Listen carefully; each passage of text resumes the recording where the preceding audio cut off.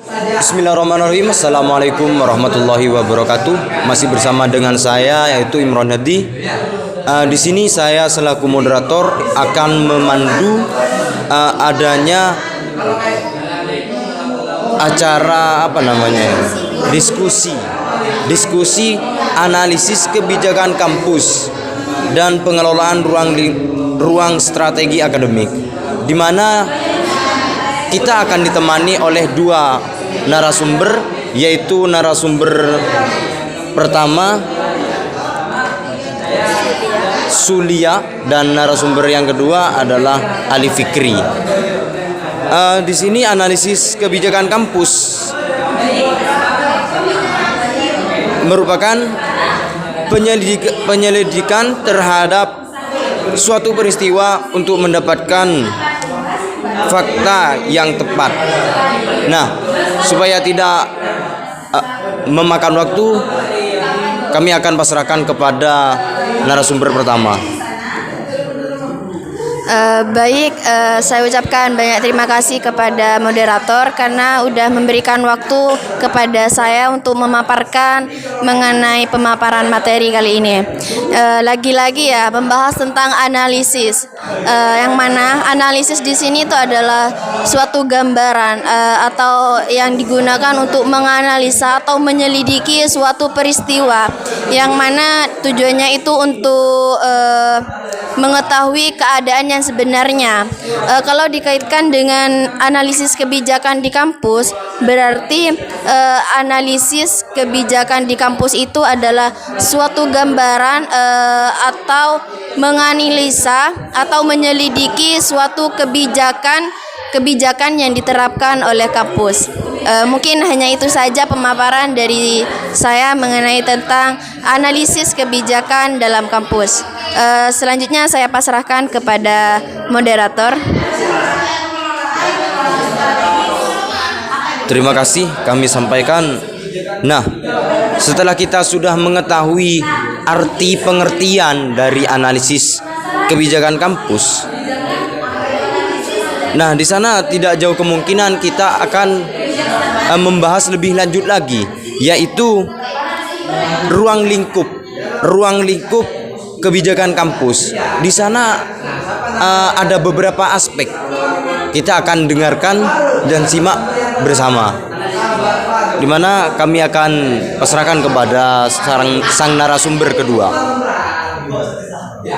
Ya, terima kasih untuk waktunya, karena sudah diberikan waktu untuk memaparkan tentang ruang lingkup kebijakan kampus. Bahwasanya kampus itu merupakan tempat yang dimana di dalamnya ada mahasiswa. Bahwasanya komponen utama daripada kampus itu adalah mahasiswa. Mahasiswa tersendiri ada banyak tipologi mahasiswa. Ada mahasiswa hedonis, ada mahasiswa kupu-kupu, ada mahasiswa agamis, ada mahasiswa yang ketika datang hanya duduk manis gitu. Selain itu, kampus mempunyai kebijakan untuk memberikan sebuah fasilitas dan infrastruktur kepada mahasiswa, yang tentunya ketika mahasiswa sudah masuk ke kampus tentu sudah bayar. Ketika di kampus ada infrastruktur atau fasilitas yang kurang lengkap, tentunya mahasiswa harus mencari tahu dan mendalami kenapa kampus dan pengelola yang di dalamnya tidak melengkapi atau tidak memberikan sebuah fasilitas untuk mahasiswa, seperti tidak adanya kipas atau AC, seperti kurangnya proyektor, seperti kurangnya wifi. Itu merupakan fasilitas yang dapat menunjang kegiatan mahasiswa. Kenapa seperti itu? Karena zaman sekarang, di zaman era digitalisasi, tentu mahasiswa banyak yang menggunakan gadget.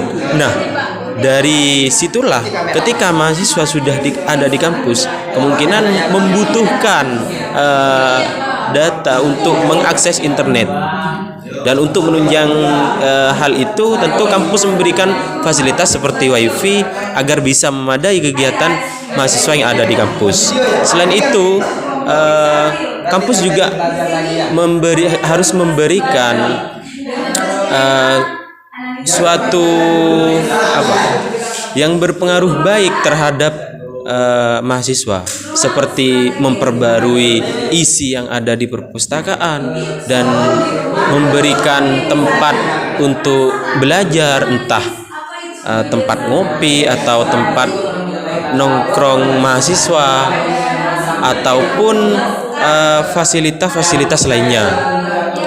Dan selain itu, peran mahasiswa dalam melakukan perubahan-perubahan di kampus itu harus dilakukan. Kenapa? Karena mahasiswa itu identik dengan agent of social control dan agent of change. Tentunya mahasiswa itu harus menjadi agen perubahan daripada manusia-manusia yang lain.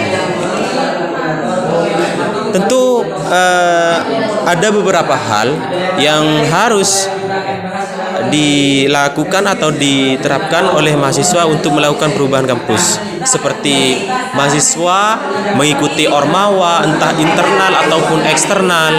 Mahasiswa membentuk aliansi untuk audiensi ketika ada kebijakan yang kontra terhadap mahasiswa. Kenapa seperti itu? Kadang pengelola kampus, baik rektor ataupun warek 1, warek 2 sampai warek 3 ataupun fakultas, itu seakan hanya sewenang-wenangnya saja. Ketika terjadi suatu aturan-aturan yang tidak berpihak kepada mahasiswa, tentu kita harus mendalami seperti itu. Entah kita menganalisis, meneliti dan bahkan mencari tahu bagaimana peraturan ini bisa terjadi. Kita mendekati dosen, bagaimana rancangan yang telah disepakati, kenapa tidak sesuai. Kemungkinan seperti itu.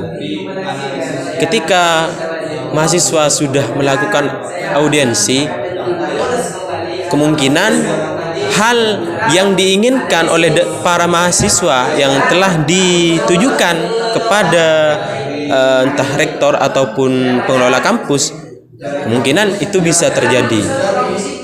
Ya, dari mahasiswa itu kan pasti menginginkan hal-hal positif yang tentunya bisa menunjang kegiatan yang ada di kampus. Mungkin seperti itu yang dapat saya sampaikan, dan selanjutnya saya akan serahkan kepada moderator.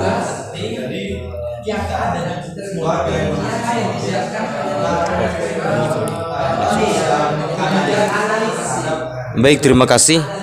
Kami sampaikan kepada narasumber yang kedua untuk menjelaskan ruang lingkup kebijakan kampus. Nah, di sini untuk menyimpulkan, di mana kesimpulan itu akan dibawakan langsung oleh notulen, di mana akan dibawakan langsung oleh saudara Saifuddin. Di sini saya menyimpulkan pengertian analisis kebijakan. Penyelidikan terhadap untuk mendapatkan fakta yang tepat. Dan saya akan merangkum ruang lingkup kebijakan kampus. Yang pertama, kebijakan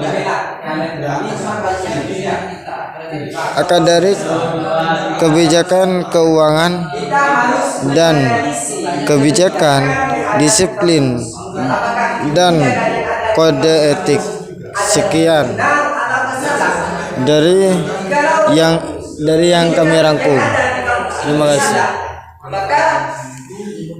Terima kasih kami sampaikan.